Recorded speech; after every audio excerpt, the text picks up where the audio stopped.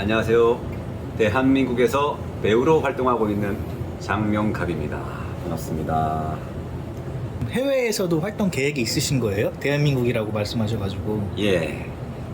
작년 초에 엑소킬이라는 미국 드라마가 한국에서 오디션을 했었거든요. 또 주인공 여자의 아빠 역할이었는데 그때 열심히 영어 대본을 다 외워서 오디션 본 기억이 있습니다. 그런 기회가 있을 수 있겠구나 라는 생각이 들면서 굉장히 고무적인 생각이 들었습니다. 열심히 영어 공부를 하고 있습니다. 곧 기회가 있겠죠. 해외 팬들한테 영어로 인사 잠깐. 왜 그래 잠깐. 나이스 미츠. My name is 장명갑. 갑자기 시키니까. 한 잔 더 드릴게요.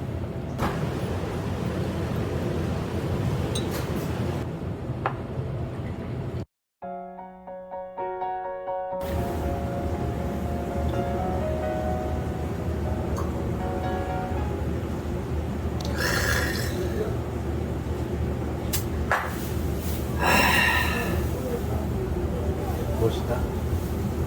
잘했어. 술 엄청 먹겠다. 어떻게 배우로 시작하게 됐는지.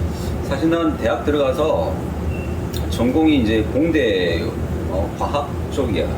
난 전혀 관심 없고 얘들 다 마찬가지겠지만은 점수 보고 이제 점수 따라서 자기가 전혀 상관없거나 뭐 어쨌든 들어가는 게 목적이었으니까 이 전공은 나랑 전혀 안 맞다라는 어떤 느낌을 받고 동아리 활동이라도 열정을 가지고 할 수 있는 게 있나 하고 쭉 1학년 때 둘러봤지. 피어슬 연구회라는 그 간판 앞에서 내 심장이 엄청 요동을 치는 거야. 미치겠더라고 요동쳐가지고. 너무나 떨려서 를 할 수 없을 정도로 너무 떨려서 겨우 그 진정시키고 3일 뒤에 누구 한 명 데리고 같이 들어간 거야. 그게 누구였어요? 뭐 같은 과에 있는 그 삼수생 형인데 나는 재수였고 그 형은 나중에 빠졌고 그럴 때 이제 발을 담그게 되면서 대학 연극부터 시작을 했지. 처음 시작한 연극이 어떤 거였어요? 이강백 선생님의 결혼이라는 작품이었고 그때는 내가 그냥 스텝 정도 받고 2학기 때 새들도 세상을 떠나는구나 선생님 작품을. 그래서 이제 군대 갔다 와 제대하고 복학하면서 이 연극에 대한 갈구가 너무 심한 거지. 내가 아내 다를까 그때 러시아에서 공부하고 오신 연출 선생님이 있었는데 그분이 마침 또 아카데미를 받으신 거지. 그래서 이제 극단 생활을 하게 된 거야. 학교 다니면서 극단도 같이 다닌 거지. 어떤 날은 뭐 이제 전공 필수 과목 기말고사랑 공연이랑 겹친 날도 있었거든. 그때 내가 뭘 선택해야 되냐. 당연히 나는 공연을 해야 된다. 많은 사람들이 기다리고 있는데 근데 전공 필수 과목은 한번 누락되면 또 들어야 되니까 교수님 찾아와가지고 부탁을 했지. 저는 이게 제 길이 아닙니다. 졸음만 시켜주십시오. 뒤라도 주십시오. 다시 듣기는 너무 괴롭습니다. 그게 공연을 한 거야. 표면적으로는 내가 전공이 공대지만은 내부적으로 보면은 그 시간 동안 나는 많은 시간을 연극하는 데 활약을 했기 때문에 연영과 친구들한테 저는 전혀 되지 않는 에너지를 내가 쏟았다고 생각을 하거든. 연영과라고 봐도 무방하지. 대학 시절. 요즘 이제 배우로서 어떤 생각을 가지고 계신지 이런 게 궁금해서 이 자리를 하게 됐고 배우로서 고민들이 있는지.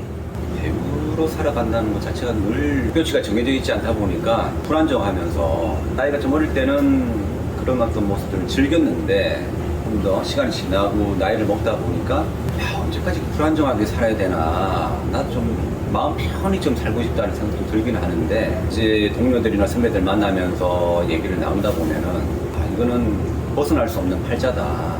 괴롭지만은 내가 선택한 길이기 때문에 즐겨야 된다는 어떤 그런 생각들로 이제 의견들이 모아지더라고요. 분명히 또 안정적으로 살아갈 수 있는 방법들이 있는데도 배우를 하면은 상충되더라고.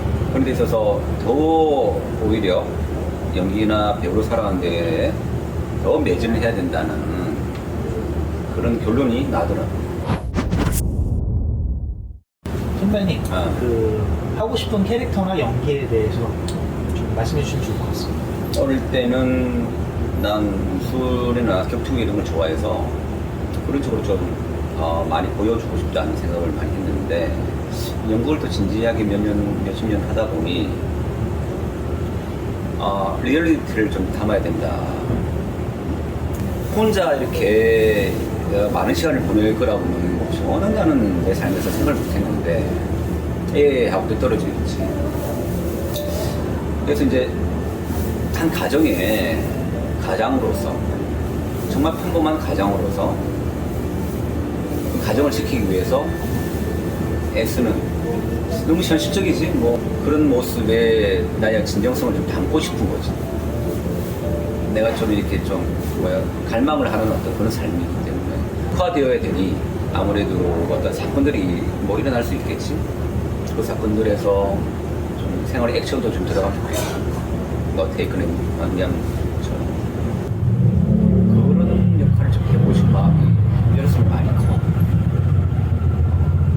나중에는 또 뭐 다른 것도 있겠지만 현재로서는 따뜻한 가정을 지키는 가장의 역할을 진실되게 표현해내고 싶은 그런 갈망이 있습니다. 기억에 많이 남는 작품들 난 부산에서 한 10년 정도 연극을 한 사람이고 부산에서도 이제 주로 이제 영화 촬영들이 부산에 많이 내려와서 지금도 마찬가지겠지만은 뭐 사생결단에 잠시 출연한 어떤 뭐 일식 주방장이라든지 뭐 많은 도전을 시도하는 중에 2008년에 영화 해운대 오디션 보고 설경구 선배님의 어떤 동네 친구 역할로 오디션 통과하고 영화 해운대가 이제 날 천만 조연 배우로 만들어준 시작이 너무 좋았지. 천만 조연 배우가 요즘에는 거의 나오기 힘든 시스템인데 거의 뭐 내가 서울 올라가 2년 만에 성취해낸 결과물인데 그래서 윤재인 감독님한테 너무 감사드리고 이 타이틀을 만들어주신 데 대해서 그 뒤로 또 극비수사라는 영화에 캐스팅이 되면서 그때는 박형대 감독님께서 엄청나게 이렇게 남자다우시고 마초적이신데 이런 운명을 그 큰 조연에 앉힐 수 있다는 그 배포. 야 정말 부산 상남자 아니면 할 수 없는 어마어마한 배포를 가지신 박형대 감독님한테 너무 감사하고 내가 열심히 한다고 애를 많이 썼는데 지금 보니까 그때는 내가 정말 잘하는 줄 알았는데 그 큰 배포로 나를 이렇게 포용해 주셨던 그 연출에 대해서 난 너무 감사드리고 이제 내가 최근에 했던 커리어 중에 제일 큰 어떤 롤이었기 때문에 극비수사에 대한 어떤 유반장 역할에 대해서 애정이 많은 사람이고 극비수사 박형대 감독님한테 너무 감사드리고 그 뒤로 이제 드라마에서 뭐 우리 한동원 감독님의 38사기 동대 나쁜 녀석들 그 최근에는 이제 형사록에서도 이렇게 연기를 또 할 수 있는 장을 마련 주셔서 나고 열정을 더 태워야 되지 않을까.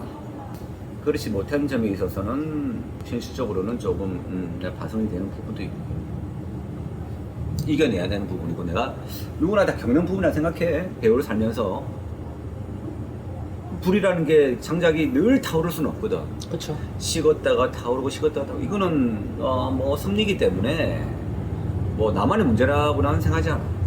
누구나 다 겪는 문제이기 때문에 그런 시점에 있어서는 받아들여야 되는 거지. 분명히 자각해서 스스로 이제 헤쳐나가야 되는 부분이. 후배들에게 하고 싶은 말, 미래에 나한테 하고 싶은 말 이렇게 해가지고 마무리하고 정리하는 거. 배우로 살아간다는 게 정말 녹록지 않고 쉽지 않은 길을 선택을 해서 내가 선택을 한 거야. 선택에 있어서는 책임을 져야 되는 거는 분명히 필요하고 20몇 년을 배우로 살았는데 어떤 결과물이나 어떤 결론이나 아니면 어떤 나의 어떤 입장은 분명히 필요하다고 생각해.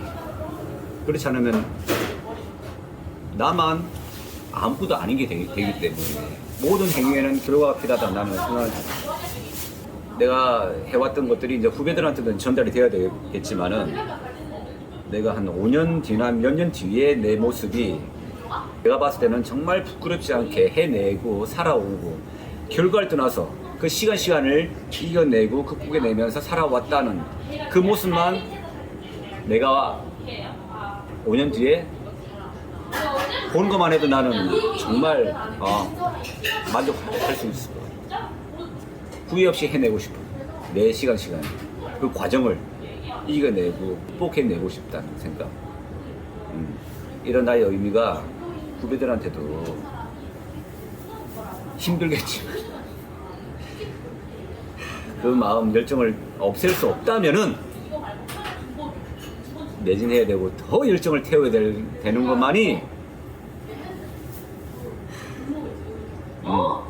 답일 수 있다.